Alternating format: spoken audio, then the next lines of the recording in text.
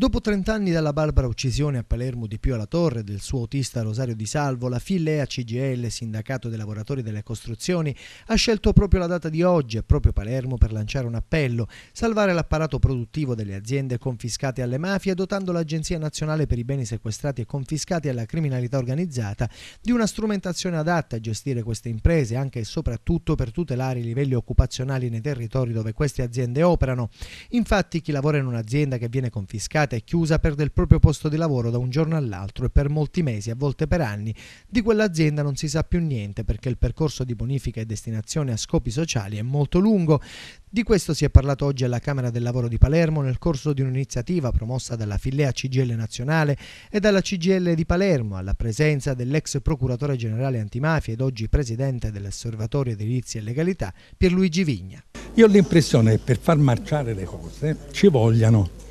idee imprenditoriali, soprattutto quando si tratta non di immobili ma di aziende. L'azienda è una cosa viva, l'immobile si può deteriorare, ma se l'azienda viene sequestrata e confiscata e non vive, ci sono disoccupati, come ci sono stati in tutti questi anni. Le aziende sequestrate e confiscate sono più di 5.000, pochissime vivono. Perché si è avuta una concezione burocratica della vicenda. Quando si pensa che il consiglio direttivo, cioè quello dovrebbe dare le linee di indirizzo all'agenzia,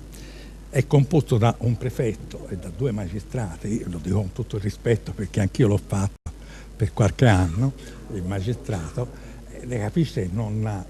ci può essere la visione che ha un imprenditore, no? C'è poi un'assenza di partecipazione del sindacato che potrebbe, data la sua ramificazione